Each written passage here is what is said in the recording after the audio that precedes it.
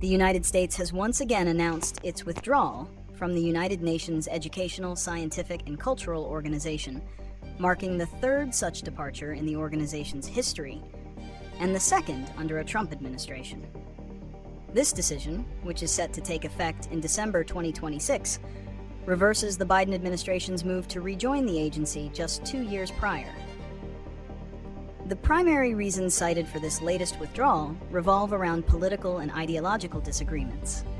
The U.S. government points to UNESCO's perceived anti-Israel bias, particularly its decision to admit Palestine as a member state and its stances on certain Jewish holy sites. Additionally, the administration has expressed strong objections to what it describes as UNESCO's promotion of woke, divisive cultural and social causes, including its diversity, equity, and inclusion policies, which it deems inconsistent with an America First foreign policy agenda. Concerns about UNESCO's globalist ideological agenda and its focus on UN Sustainable Development Goals have also been voiced. UNESCO, headquartered in Paris, aims to promote peace and security through international cooperation in education, science, and culture. While the U.S. currently contributes about 8% of UNESCO's budget, down from its historical contributions, the withdrawal is seen by some as a blow to multilateralism and a diminished U.S. role in global cultural and scientific initiatives.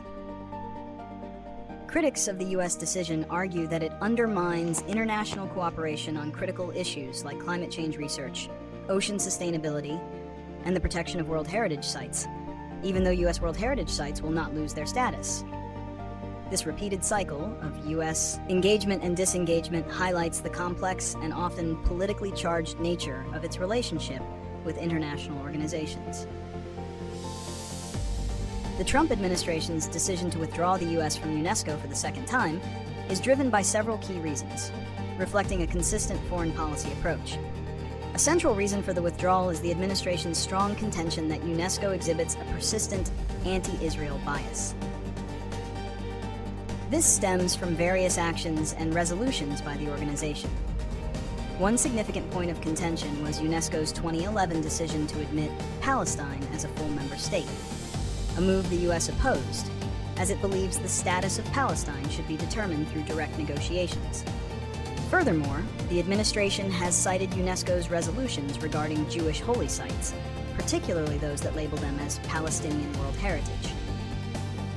Locations or refer to Palestine as occupied by Israel, which are seen as diminishing historical Jewish connections to these sites. Another primary reason articulated by the administration is UNESCO's alleged promotion of woke, divisive, cultural, and social causes that are seen as inconsistent with American values and an America First foreign policy. This includes objections to UNESCO's diversity, equity, and inclusion policies, its 2023 Anti-Racism Toolkit, and its 2024 Transforming Mentalities campaign. The administration views these initiatives as a globalist ideological agenda that conflicts with the policies supported by the American electorate. They argue that UNESCO has strayed from its core mission and is instead advancing a progressive social agenda that is deemed out of step with U.S. national interests.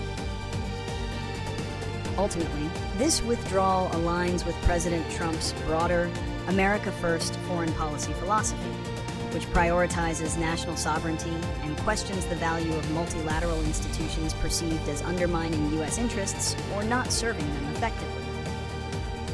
The administration believes that continued involvement in UNESCO is not in the national interest of the United States, particularly when it views the organization as politicized, promoting an ideological agenda, or being disproportionately influenced by rivals like China.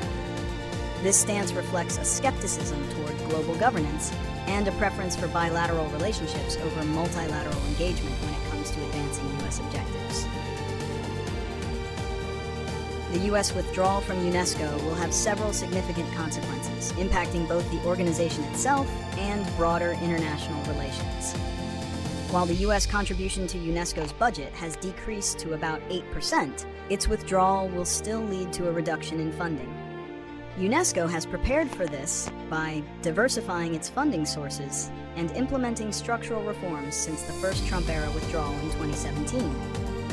However, even with these preparations, a reduction in resources could constrain the scope and scale of some of its programs. This includes initiatives related to education, scientific cooperation, cultural heritage preservation, and combating anti-Semitism and Holocaust denial.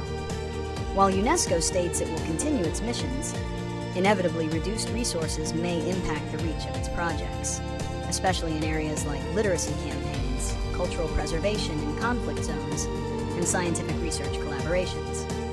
The withdrawal signifies a further retreat of the U.S. from multilateral institutions under an America First foreign policy.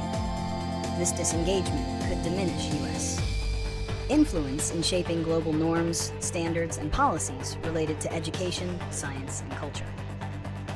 When the U.S. is not at the table, other nations, notably China, may increasingly fill the void, potentially shifting the balance of power and influence within UNESCO and other international bodies.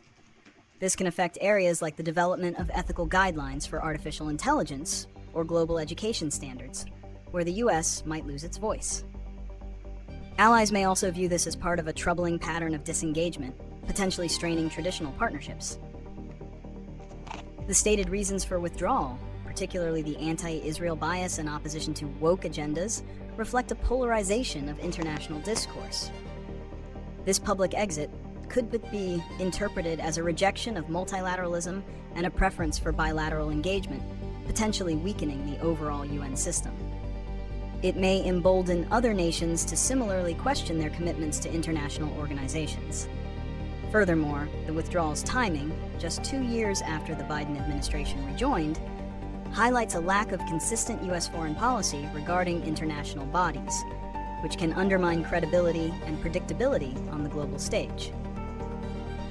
The immediate prediction for U.S.-Philippine trade is that the 20% U.S. tariff on Philippine goods, set for August 1st, 2025, will either take full effect or be significantly reduced depending on the outcome of ongoing negotiations. If the tariff is fully implemented, Philippine exports to the U.S. will likely face higher prices, potentially leading to a decrease in demand and reduced revenue for Philippine industries. This could result in job losses in sectors heavily reliant on exports, such as electronics, textiles, and agriculture. The Philippines may respond by intensifying efforts to diversify its export markets, seeking new opportunities in other Asian countries or Europe. Conversely, if a mutually beneficial bilateral trade deal is successfully negotiated, the tariff could be lowered to a more acceptable rate, or even eliminated for certain products. Such a deal would provide stability for Philippine businesses and encourage continued trade flow. However, any agreement might include conditionalities that could limit the Philippines' economic autonomy, such as restrictions on trade with certain nations or limitations on government subsidies for local industries. The U.S.-Philippine Security Alliance is predicted to continue strengthening, particularly in response to China's growing assertiveness in the South China Sea. This will likely involve an increase in joint military exercises, further U.S. military aid to modernize the Philippine armed forces, and potentially the deployment of more advanced U.S. defense systems to the region. The goal is to enhance the Philippines' deterrence capabilities and bolster regional stability. However, this increased cooperation is also predicted to escalate tensions with China. Beijing views the enhanced U.S. military presence and activities as provocative, which could lead to more frequent and assertive counter-responses in the disputed waters, including naval and Coast Guard maneuvers. While the intent is deterrence, there's a heightened risk of miscalculation or unintended escalation in this highly contested area. The U.S. withdrawal from UNESCO further underscores its America First approach, which could lead to reduced U.S. influence in multilateral forums and potentially create a vacuum that other global powers might seek to fill.